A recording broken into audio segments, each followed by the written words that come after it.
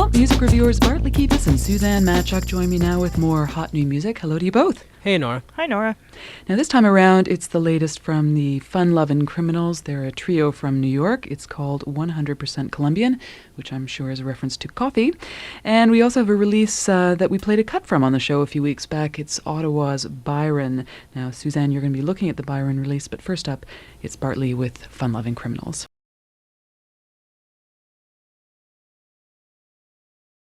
Okay, point taken.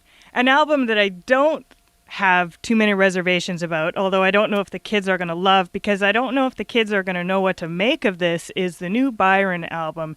It's called The Alien, the Rabbit, and the Monkey.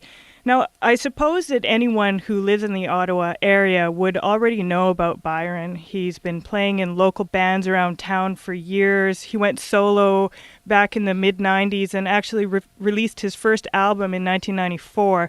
This is his second record, and pretty much everybody who's anybody on the Ottawa music scene plays on it. Anybody except Paul Anka and Alanis. Except Paul Anka and Alanis. It's obvious that this guy is pretty well established in the Ottawa scene. Now, why people haven't heard of him nationally is beyond me. This record, for me, came out of nowhere, and it's incredible. I had a really hard time choosing a song from it. They're all so interesting and bizarre, but I'll go with something called I Got the T-Shirt. This is Byron from The Alien, the Rabbit, and the Monkey.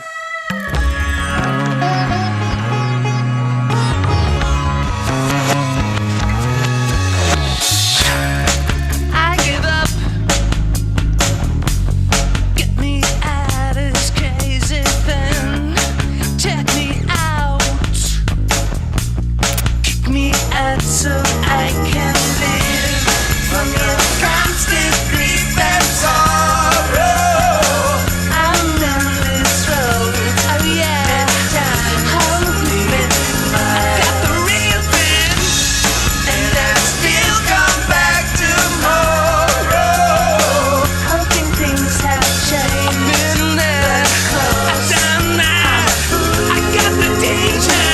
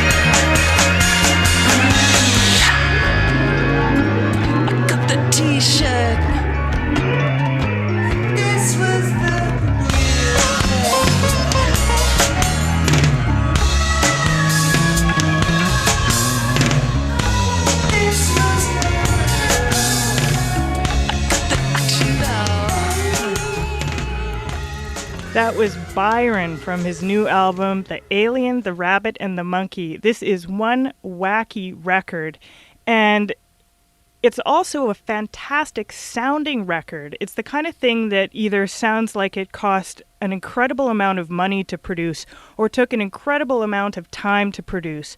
And it turns out that it's the latter. Byron Edwards, which is his name, and producer John Dewar spent about 4.5 years laboring over this thing. And it doesn't sound like something that's overdone or lost its point from the beginning. What they've come up with is something pretty close to an understated little pop masterpiece. Yeah, this is a really, really fantastic record, and what it is an example of is what a major label would not do in this day and age of marketing demographics. We've got a record that's all over the place, a little bit of David Bowie here, a little bit of weird Rod Stewart there, a little bit of Beatles, a little bit of 80s corporate guitar rock, and, what would the focus group research say? I don't know. And I don't want to wave some sort of independent rock flag here, but this is an example of what an artist toiling away in a basement can do that a multi-million mega-dollar corporation cannot. I agree with you completely. I have no idea how you would even pigeonhole this album. The sensibilities are pure pop, but it's so wonky all the way through. And every song is like this bizarre little mini epic. They're these beautiful little unpredictable compositions. And, I'm at a loss to say exactly what it is. Yeah, my only major nit on this record, however, is Byron Edwards' voice, which has that weird kind of trebly quality that some people are going to go, I don't know if I can deal with this. At the same time, compared to a John Southworth or a Bob Wiseman, other Canadian singers with interesting voices, this guy sings like an opera singer. Well, interesting choices, you two. It's nice to hear some good news on the indie front after we were talking earlier in the show about the shake-up at Universal. Now, how can I get a hold of Byron's disc? It's a little bit of an Ottawa humor joke kind of deal here. His website is www.byronic.com. Now, isn't that Byronic? Isn't it Byronic, indeed? So that's The Alien, the Rabbit, and the Monkey by Byron, and The Fun-Lovin' Criminals, 100% Colombian, which Bart liked quite a bit more than Suzanne. If you'd like to check out The Fun-Lovin' Criminals on tour, they're in Vancouver on March the 1st. Thanks to you both. Hey, you're welcome, Nora. See you, Nora. Bye-bye. Okay. Oh,